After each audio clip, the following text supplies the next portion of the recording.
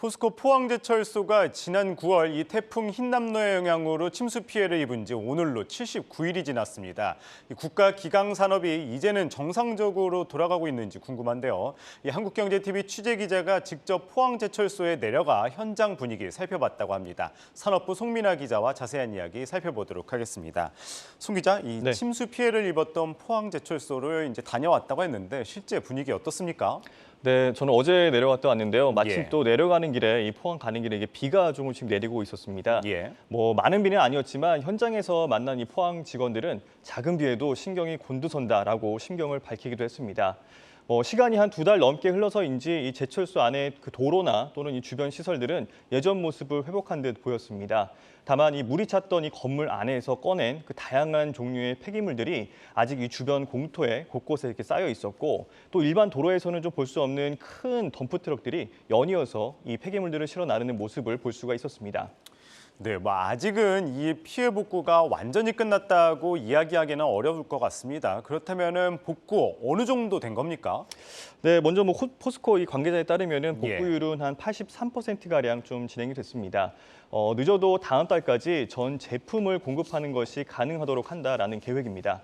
이 포스코 측의 주장과는 조금 다르게 이 전문가들은 깊이는 최대 15m, 그러니까 아파트 한 7층 높이의 또 여의도 면적에 달하는 그런 제품 생산 라인 대부분이 완전히 물에다 잠겼었기 때문에 이 생산 라인을 정상적으로 가동하는 데에만 최소 수년이 걸린다라고 진단한 바가 있었습니다. 저도 이 물에 잠겼었던 이 생산 라인에 직접 다 내려가서 보니까 아직 이 전기가 좀 들어오지 않아서 어둡고 습한 이런 지하 공간에서 비상 발전기를 가동하면서 복구 작업을 하고 있는 모습을 볼 수가 있었는데요. 특히 이곳에 있는 약 100톤이 넘는 대형 모터 13개가 모두 물에 잠겼었기 때문에 이를 정비하는 것도 보통 일이 아니었습니다. 이 철을 압축해서 얇게 펴는 데 핵심이 되는 장비가 바로 이 모터인데요. 일반적으로 이 제조사에 이 모터를 보내서 수리 과정을 다 거쳐야 하는데, 그렇게 되면은 최대 수년 동안 가동을 못하는 상황이 발생할 수가 있는 겁니다. 그런데 이곳에서 한 46년 동안 근무를 했던 1호 명장의 제안으로 현장에서 자체적으로 복구하는 프로세스가 개발이 되면서 복구 작업에 속도가 붙었습니다. 현재는 2개의 모터만 제외하고 모두 정상적으로 가동을 하고 있고요. 이 두 모터 역시 연말까지 복구를 모두 마칠 예정입니다. 이 계열사를 통해서 복구 시간을 단축한 점도 고무적이었는데요. 약 110km에 이르는 이 침수 케이블은 이 재사용이 좀 불가능합니다. 그래서 모두 철거를 한 이후에 재설치를 해야 하는 그런 까다로운 과정을 좀 거쳐야 하는데, 이 포스코 ICT의 지원으로 반년 이상 걸릴 그럴 작업이 석 달 안에 모두 마무리될 것으로 전망이 되고 있습니다. 네, 피해 규모가 상당한 것 같은데 그래도 지금 한 83% 정도 복구가 완료됐다고 하니 다행인 것 같은데요. 이렇게 빠르게 진행됐다면 투입된 인력도 어마어마할 것 같습니다. 어느 정도인가요? 네, 그렇습니다. 전사적인 노력과 함께 이 민관군 봉사단체의 지원이 더해지면서 복구 작업은 더 빠르게 이루어졌습니다. 현재까지 복구에 참여한 인원은 100만 명에 달하는데요. 하루 평균 15,000명가량이 투입된 셈입니다. 복구 작업은 선택과 집중 방식으로 이루어지고 있습니다. 가장 피해가 컸던 이 아변 공장에서는 이 전기차 모터에 활용되는 이 전기 강판 물량 대부분이 생산이 되고 있습니다. 이 연관 산업에 도미노 타격을 입힐 수 있는 상황이기 때문에 가장 먼저 이 복구에 나섰고요. 현재는 재가동을 하고 있습니다. 또 부족한 물량은 이 광양제철소에서 확보를 하면서 물량 공급에는 차질이 없는 것으로 전해졌습니다. 포스코는 이 다음 달까지 전체 18군데의 아변 공장 가운데 15곳을 복구해서 재가동할 계획이라고 밝혔습니다. 네, 그런데 드는 의문이 이렇게 중요한 공장을 왜 하필 이 물길 가까이에 지어서 이렇게 큰 피해를 입게 됐는지 궁금한데요. 차라리 어떻게 보면 미리 이 주변 하천을 좀 정비를 했었더라면 피해가 조금 덜하지 않았었을까요? 네, 저도 그 부분이 굉장히 궁금해서 직접 이 예. 냉천을 한번 찾아가 봤습니다. 얕은 물이 흐르는 이곳이 바로 냉천입니다. 지금 뒤에 한번 저희가 영상으로 같이 볼 텐데요. 네, 제가 직접 한번 휴대폰으로 촬영을 해봤는데 이곳이 냉천입니다. 이곳에서는 좀 보기 전까지는 그냥 작은 하천 정도로만 이렇게 생각이 됐었는데, 이 제방과 제방 사이의 폭이 약 100m가 넘고요. 또 높이는 4m에 이르는 상당히 넓은 물길이었습니다. 이 평소에는 물이 흐르지 않는 건천인데 이날 비가 내렸기 때문에 많지 않은 양의 물이 좀 흐르는 것도 확인할 수가 있었습니다. 하지만 당시 태풍으로 이 시간당 최대 500mm의 물폭탄이 쏟아진 데다가 만조까지 좀 겹치면서 수위가 급격히 높아졌는데요. 당시 상황을 지켜봤던 한 관계자는 마치 거대한 댐이 만들어지는 것 같았다면서 건너편 제방보다 상대적으로 지대가 낮았던 이 열연 공장 쪽으로 모든 물이 향했다라고 밝히기도 했습니다. 다만 이 사고 이후에 이 냉천 하류로 갈수록 폭이 점점 더 좁아지는 그런 문제가 좀 지적이 됐습니다. 그래서 이를 해결하기 위해서 지자체와 함께 이 개선 방안을 함께 마련하고 있습니다. 뭐 그렇다면은 이제 지금처럼만 진행이 된다면은 이 포스코가 이 철강 산업 생태계 이 복원하는데 아무런 문제가 없을까요? 뭐 어저께 이제 화물연대 총파업도 있지 않았습니까? 이 때문에 철강업계 피해도 적지 않다고 들었는데 어떻습니까? 네, 방금 말씀하신 대로 꼭 이렇게 뭐 피해가 다 마무리가 될 거다라고 볼 수만은 없을 것 같습니다. 우선 이 포스코의 그 생산 차질로 인한 협력사의 유동성 흐름에 좀 차질이 발생할 수 있다라는 지적이 나오고 있습니다. 이 협력사의 경우에는 대부분 영세하기 때문에 이른바 버틸 체력이 많지 않습니다. 그래서 포스코는 좀 급한 대로 이 상생협력 특별 펀드를 통해서 1,700억 원을 마련을 하고 이 협력사의 자금줄이 마르지 않도록 좀 대출을 지원을 하고 있습니다. 그리고 말씀하신 대로 특히 이 화물연대가 오늘부터 무기한 전면 총파업에 돌입한 점도 변수로 좀 떠오르고 있는데요. 이 포스코 측에 확인을 해보니까 제품 출하에 대한 그런 걱정보다는 이 수해 복구에 필요한 자재나 또는 이 설비 반입에 어려움이 있지 않을지 우려되는 상황이다라고 전했습니다.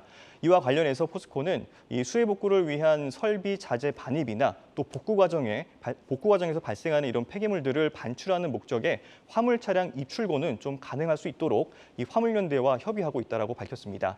다만 아직까지 좀 결론이 나지 않았기 때문에 이 부분은 좀 더 지켜봐야 될 것 같습니다. 예, 오늘은 이 태풍 흰남노로 피해를 입었던 포항제철소를 직접 다녀온 송민아 기자와 이야기 나눠봤습니다. 말씀 잘 들었습니다. 네, 계속해서 포스코를 비롯해서 철강주 점검해 보도록 하겠습니다. 오늘은 안회수 이베스트 투자증권 연구위원 스튜디오에 모셨습니다. 어서 오세요. 네, 안녕하세요. 네. 이 철강업계 사실 올 상반기까지 역대 최고 실적을 기록할 만큼 상당히 좋았잖아요. 근데 이제 3분기 같은 경우에는 실적이 좋지 않단 말이죠. 이 포스코도 그렇고 대부분의 이제 대형 철강사들 실적이 좋지 않았는데 뭐 좀 어떻게 보십니까? 네, 말씀해 주셨던 것처럼 전방 산업 침체도 있었고 하면서 철강 기업들 실적이 전반적으로 3분기에 좋지 않았고 예. 포스코 같은 경우에는 태풍 피해도 가장 크게 입었기 때문에 5,800억 원의 피해를 3분기에만 입은 것도 사실입니다. 예. 그러나 이러한 침수 피해 같은 경우에는 일회성 요인으로 간주가 되어서 이미 피해 직후나 실적 발표 직후에 주가에 반영이 되어 있습니다. 예. 그리고 이제 포스코 같은 경우에는 사실 요즘 시장에서 주목하는 점이 철강 본업보다는 그쵸. 신사업에 많이 주목을 하고 있습니다. 예. 이제 특히 2차 전지 소재 부문을 많이 주목을 받고 있는데요. 예. 이제 많이 알려져 있는 포스코 케미칼 같은 상장사 이외에도 뭐 리튬이나 니켈 그리고 이제 리사이클링 또는 뭐 리사이클링 같은 예. 사업을 진행하는 비상장 자회사들도 매우 많이 있습니다. 예. 근데 그러한 자회사들은 아직 전혀 기업 가치에 반영되어 있지 않고 그 중에서도 특히 이제 언론에서 많이 주목을 받았던 리튬 이제 사업 부문은 25년부터 매출이 발생된다는 점이 기대가 됩니다. 예. 그래서 이러한 점을 고려를 한다면 이제 업황이 상당히 불확실할 때에도 이제 주가를 지지할 수 있는 요인이 충분히 되고 예. 오히려 업황이 돌아온다면 이제 포스코 같은 대장주는 이제 그러한 점이 오히려 주가에 또 탄력을 불어 넣어주는 요인도 될 수 있다고 보고 있습니다.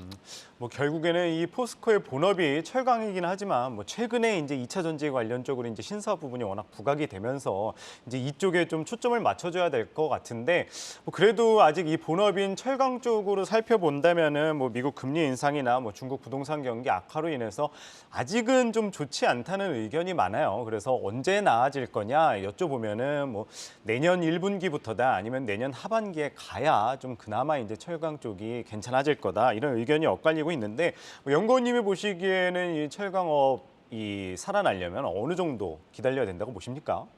네, 저는 내년 철강 수요를 이제 상저하고의 흐름으로 보고 있습니다. 예. 저도 한 2분기나 이제 2분기 말쯤으로 보고 있는데요. 이제 상반기에 뭐 중국의 뭐 1월이나 3월에 중국 양회가 진행이 될 테고 뭐 예. 그때도 당연히 부동산 정책이라든지 경기 살리기 정책이 되겠지만 그것이 즉각적인 철강 수요로 이루어지기에는 좀 무리가 있다고 보고 있습니다.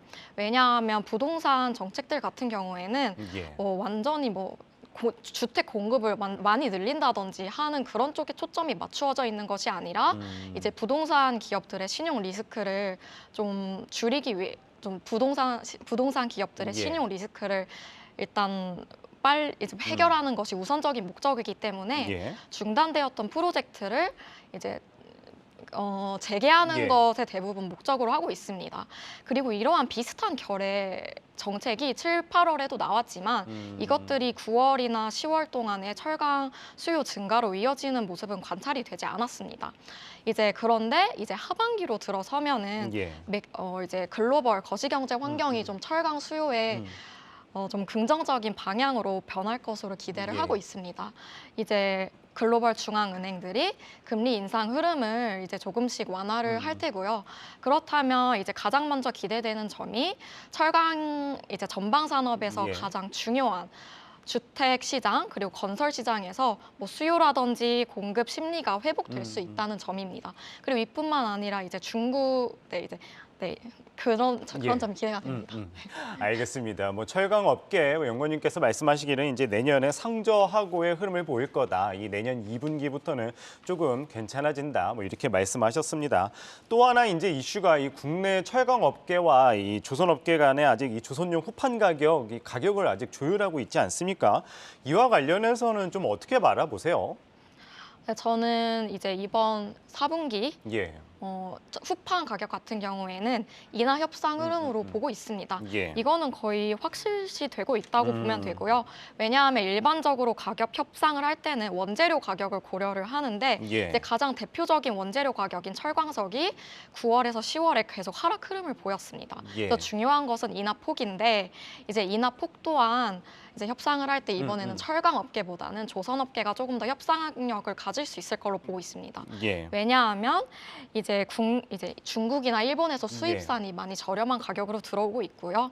이제 뭐 조선 쪽에 이제 수주량이 많다라고는 하지만 지금 인력난을 겪고 있어서 예. 건조량이 수주량에 비해 훨씬 딸리는 상황입니다. 그래서 수요는 예. 아직 그렇게 반영이 되지 않기 때문에 예. 인하 흐름으로 보고 있습니다. 예, 알겠습니다. 이러한 흐름으로 보고 계신다 말씀을 주셨습니다. 또 하나 짚고 넘어갈 게 아무래도 이 원달러 환율이죠. 최근에 이제 원달러 환율 하락을 하면서 이 철강주도 뭐 어쨌든 이 하락하면서 이 대표 수혜주로 꼽히잖아요. 철강주 또한. 그래서 이와 관련해서도 여쭤보고 싶은데 뭐 추가 상승 어느 정도 영향을 받을 수 있을까요? 네, 이제 뭐 원달러 환율이 하락하면은 아무래도 철강 기업들이 철광석이나 같은 그런 원재료를 모두 수입해 오기 때문에 매출 원가가 떨어지는 것은 사실입니다. 예. 그러나 그래도 11월에는 주가가 뛰었던 것이 사실 환율 하락보다는 중국 쪽에서 긍정적인 뉴스들이 많았어요. 예. 뭐 예를 들면 뭐 이제 제로 코로나 정책 그쵸? 완화라든지 예. 뭐 부동산 정책도 잠깐 나왔었고 그런데 이제 얼마 지나지 않아서 다시 이제 코로나 사망자 나오고 부동산 그렇더라고요. 예. 이제 정책 이전에 여전히 주택 지표는 여전히 부진하게 나오고 있습니다. 예. 그래서 지금 철강 업종들이 저평가 국면이긴 하지만 당분간은 그래도 현 수준에서 좀 변동성 보이는 정도에 머무를 것으로 보고 있습니다. 뭐 어쨌든 이 철강주들 그래도 이제 저평가 구간이긴 하지만 좀 당분간은 이제 조심해야 된다 말씀 주셨는데 뭐 아까 이제 내년 2분기 때나 괜찮아진다고 말씀하셨어요. 그럼 철강주 내에서 탑픽을 꼽으신다면 어떤 걸 꼽아 주시겠어요? 네, 저는 아까 말씀드렸듯이 이제 예. 포스코 홀딩스를 탑픽으로 이제 말씀을 드립니다. 이제 지금은 좀 본업은 조금 조심스럽게 다가가셔도 될 것 같고 신사업은 과감하게 그 가치를 좀 생각해 보셔도 될 것 같습니다. 예. 그래서 뭐 뭐 본업 얘기는 많이 했으니까 맞습니다. 신사업 쪽을 네. 좀 짚어드리자면 이제 리튬 사업 부문이 가장 기대가 돼요. 예. 리튬 가격이 지금 톤당 거의 6, 7만 달러에 육박을 하는데 음. 이를 톤당 3만 달러 보수적인 수준으로 가정을 하더라도 예. 이제 포스코가 2025년에 4.3만 톤 생산 체제, 26년에는 6.8만 톤 생산 체제가 완성이 됩니다. 예. 그렇다면은 이제 25년에는 0.6조 원, 예. 26년에는 1.3조 원의 에비타 마진이 이제 음. 기대가 되는데요. 이제 글로벌 리튬 기업들이 예. 이제 EV 에비타로 멀티플을 한 26년 예. 이제 기준으로 한 6배 정도 받고 있어요. 음. 그러면 단순히 숫자상으로만 계산을 해봐도 예. 그 업사이드가 한 7, 8조가 나옵니다. 음. 그러면은 이제 업황이 불확실 할 때라도 이제 주가 그 신사업만 가지고도 주가 업사이드가 충분히 예. 설명된다라고 이제 말씀을 드립니다. 예, 알겠습니다. 이 새로운 신사업 부각되고 있는 포스코 홀딩스까지 짚어주셨습니다. 오늘은 안혜수 이베스트 투자증권 연구위원과 이야기 나눠봤습니다. 말씀 고맙습니다. 네, 감사합니다. 네.